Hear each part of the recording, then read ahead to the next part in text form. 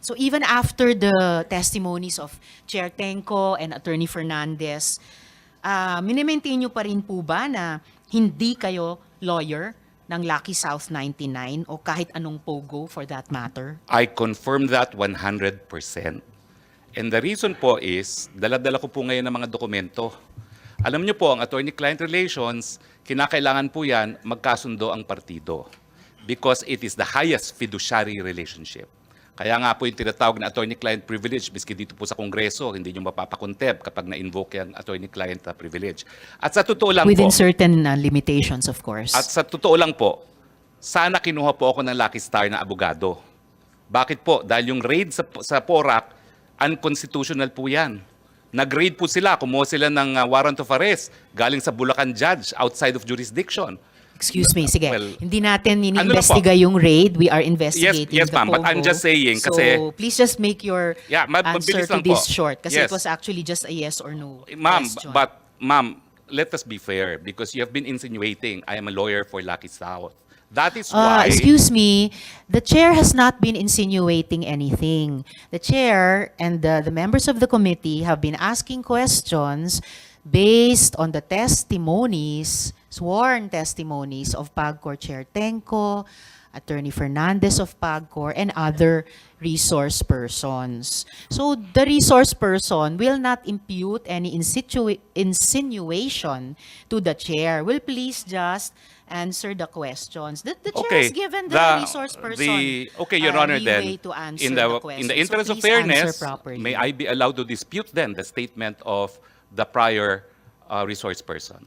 We will get to that in the Okay, course so of the the question questioning of again, the Madam Chair, is...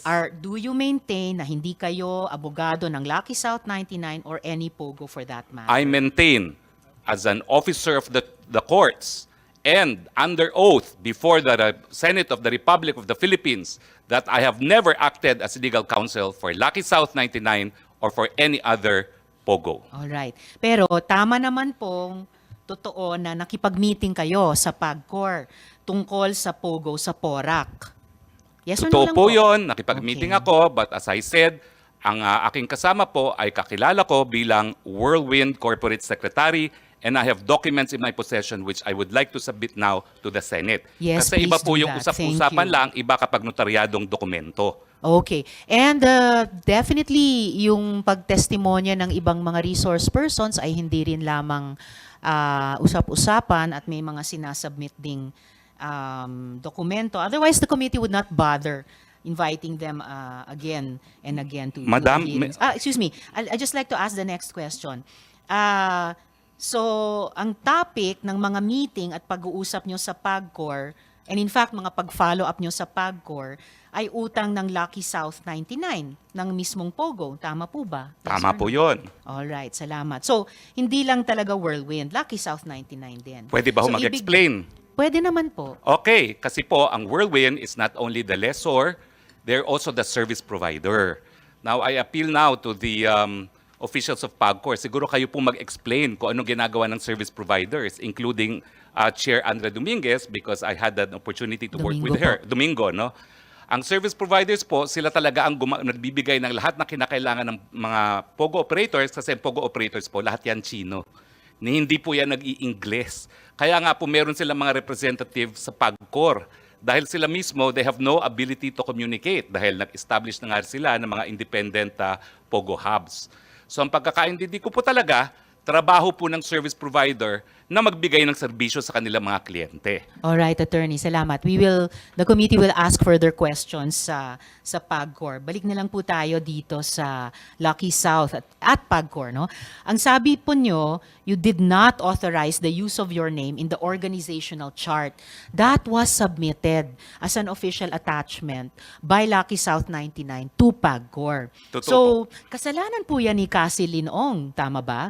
Hindi po. Kasalanan Hindi. po yan ng kung sinong gumawa. Sino Dahil ang wala gumawa? naman pong establishment. Gumawa po niyan Lucky South. Yes. Dahil sila po nag-a-apply. Na si Cassie Linong ang isang doon. Wala ang po pa boss tayong doon. ebidensya na nagpapakita kung sino nag-submit talaga ng mga dokumento, but PAGCOR can confirm kung sino talaga nag-submit ng mga dokumentong yan. Okay, we will Pero- ask PAGCOR that again later. We asked them before.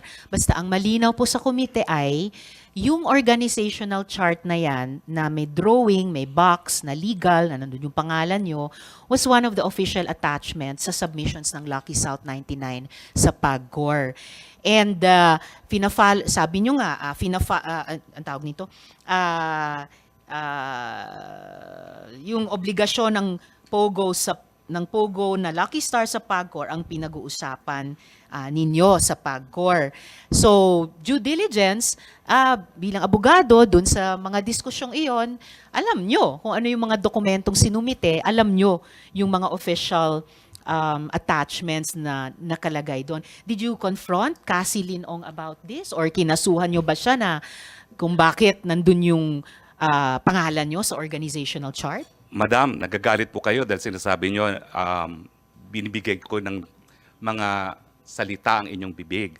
Pero right now, Hindi you naman already ako assume... nagagalit. Sinasabi ko lang wag niyong gawin Oo, yun. pero ngayon po, sinabi nyo, you again insinuated that I had anything to do with the document. Ayan nga po ang sinasabi ko. As far as I know po... Attorney, please stop using that offensive verb insinuating. I am a very plain speaker. Okay, I'm Pwede sorry. Nyo lang, it's all right. Pwede Okay. nyo lang sabihin mali yung fact na Mali po. sinasite, tinatanggi Oo. nyo yung sinabi ng ibang resource person. 4 na taon na pong itong investigasyon. Halos wala na pong nag-insinuate kasi dire-diretso na pong mag-usap. Okay, so please tell the committee, kinonfront nyo ba si Cassie Linong or kinasuhan nyo ba siya? Bakit nandyan yung pangalan nyo sa organization? Well, unang-una po, nalaman ko lang na nandun ang aking pangalan nung nag-hearing po last time dito na sinabi ni Chairman Altenco. Pero bilang abogado and naging professor ng constitutional law, I'm familiar with the rules of the Senate. And the Senate says that in proving facts, the rules of court apply in the suppletory character. I don't need to argue with you about Opo. that, attorney. Pero But you ang don't need sinasabi to, ko lang excuse po- me, sandali po. You don't need to tell the committee what the rules of the Senate Well, are. I'm just Please citing just po. answer our question. You don't My need to answer cite, po it's not is necessary. that document is only evidence of its existence. Pero para patunayan po yung katotohanan na nakalasaad sa dokumentong yan, dapat meron pong testigo na nakakita ng ginawa yung dokumentong yan, o di naman kaya testigo ng gumawa ng dokumentong yan, o di naman kaya yung testigo na pumirma ng dokumentong yan. Actually, Pag as wala I po said yan, earlier, hindi po siya po No, pwede. excuse Ma'am, me. excuse me kasi No, excuse me, Attorney Roque. I'm sorry, madam, but I am Yes, a it's all resource right. person invited. Yes, you are. I was Wait. asked Let me to finish. answer. Yes, you Hindi ko po already answered in maintindihan, excess. Kapag gusto niyo Sandali akong po. tumigil, papatigil niyo ako kapag ako nag-explain. Yes. I thought we were engaged in Attorney. the search for the truth. Oh, definitely we are. Attorney Roque, what I am Chair, saying, Madam yes, and Chair. Sherwin. Attorney Roque, please be reminded to respect the chairperson. I'm very respectful, Madam Chair. Paano respectful na nagsasalita siya, sinasabayan mo siya? I apologize, Senator Gatchalian. One more, I and apologize. I will cite you in contempt. And if you disrespect the chairperson, we'll be compelled to cite you in contempt. I understand and I apologize. Huwag mo naman Your Honor. sabayan siya, nagsasalita siya. Siya ang chairperson. Okay, Your Honor. I understand. I apologize.